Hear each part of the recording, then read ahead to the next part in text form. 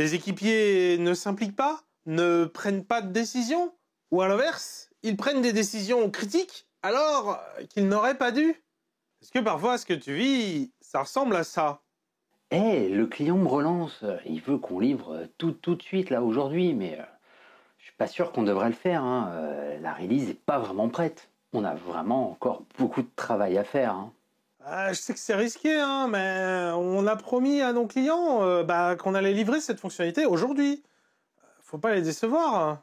Oui, mais si on livre quelque chose qui ne fonctionne pas, en fait, on va gêner nos utilisateurs. Ça va leur causer des problèmes. On doit vraiment prendre le temps de vérifier que tout fonctionne bien. Bon, écoute, on livre ou pas? Je comprends tes préoccupations, hein, mais faut aussi prendre en compte les attentes de nos sponsors. Oh non, c'est pas possible. Mais c'est quoi ce bordel? Ah, mais qui c'est qui a livré cette fonctionnalité là? Je comprends pas, on avait un plan. Tout était calé, tout était prévu. C'était aux petits oignons. Rien s'est passé comme prévu. Dans cette vidéo, on va te parler de quelque chose qui, une fois maîtrisé, permettra à l'équipe de vraiment gagner en autonomie et en efficacité, la délégation. Salut, je m'appelle Robin Béraud-Fudreau. Je suis coach Lean Agile et formateur Management 3.0 chez Scrum Life. Et aujourd'hui, on va te parler de l'importance de la délégation. Comme tu le sais sans doute, la délégation est, en tout cas pour nous chez Scrum Life, l'un des piliers de l'auto-organisation. Et elle ne s'improvise pas ou ne se décrète pas, elle se co-construit. Au travers de cette vidéo, nous allons dans un premier temps ensemble en voir d'abord les bénéfices et ensuite présenter un outil concret, le Delegation Board. Tout à la fin de cette vidéo, je te donnerai mes astuces pour accompagner au mieux une équipe avec ces outils. Alors surtout, reste bien jusqu'à la fin. Connais-tu les bienfaits de la décentralisation de la décision? Pour illustrer ceci, je te recommande vivement la lecture de ce bouquin, Turn the Ship Around en anglais ou Comment créer des leaders en français, de David Marquet. Psst, d'ailleurs, si tu veux lire ce bouquin, n'hésite pas à utiliser le lien affilié dans la description. Ça te coûte rien de plus et nous, ça nous aide concrètement sur la chaîne.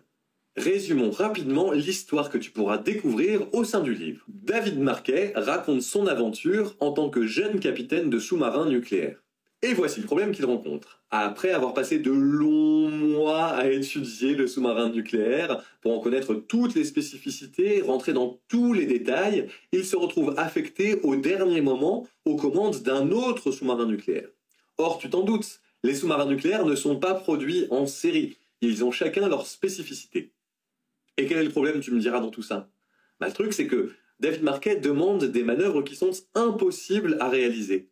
Son équipage en a conscience, mais comme dans le milieu militaire où tout est très hiérarchisé, il faut jamais remettre en question les ordres du chef, ils essaient malgré tout de faire ces manœuvres-là, tout en sachant pertinemment qu'ils vont aller dans le mur.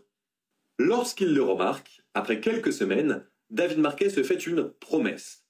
Il ne va plus jamais donner d'ordre. Mais à la place, il va donner des intentions. Par exemple, s'il était à Marseille et qu'il doit se rendre à New York pour chasser, pourquoi pas, un ennemi, il ne va plus donner d'ordre comme « Nous avons reçu des informations vitales sur la position de l'ennemi. Nous allons devoir passer sous leur radar et les attaquer de l'intérieur. Équipage, préparez-vous à plonger en immersion totale. Plongez en immersion totale! Préparez les tubes lance-torpilles. Mettez les moteurs en marche arrière toutes. Chargement des batteries principales.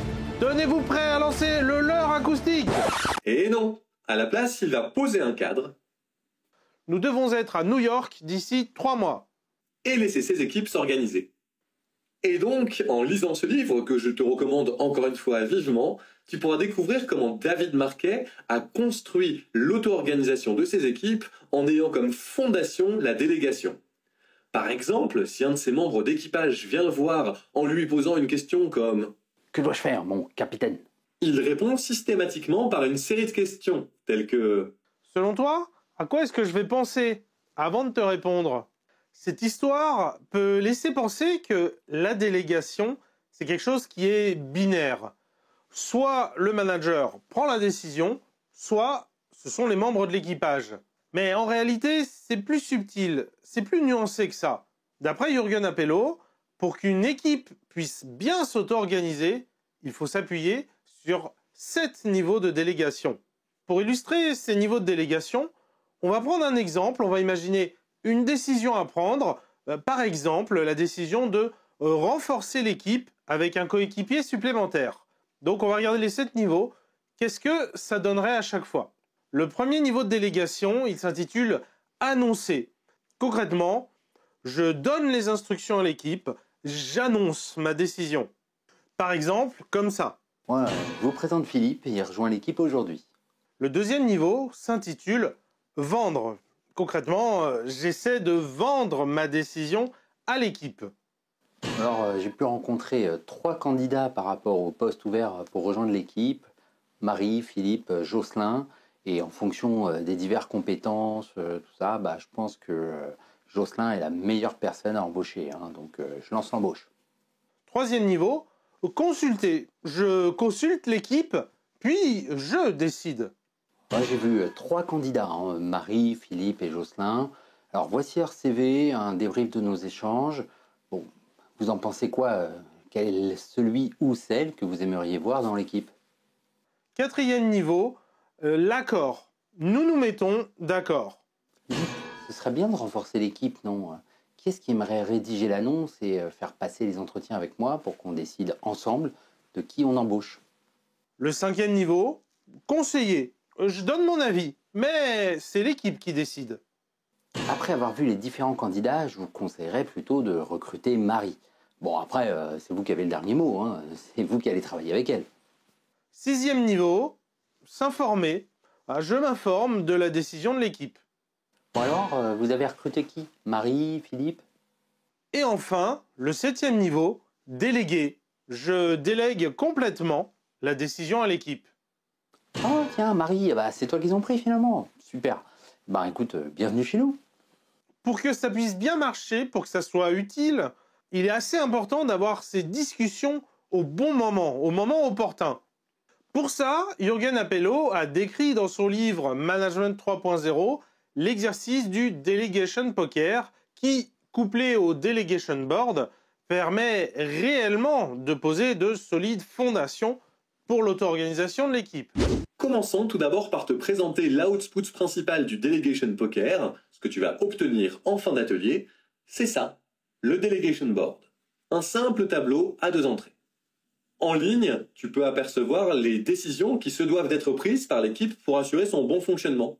Et en colonne, tu peux remarquer les différents niveaux de délégation. Pour l'animation, premièrement, demande aux équipiers d'identifier, pourquoi pas en les notant sur des post-it, toutes les décisions qui ont été prises de manière non fluide, non optimale, ou en tout cas qui ont empêché l'équipe d'être efficace.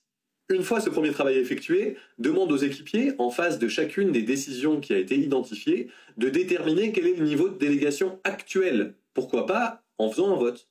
Grand 3. Les membres de l'équipe discutent entre eux pour identifier le niveau de délégation souhaité, celui vers lequel, progressivement, ils veulent aller. Et enfin, grand 4, les membres de l'équipe discutent entre eux pour identifier des actions concrètes qui les feront passer du niveau de délégation actuel au niveau de délégation souhaité.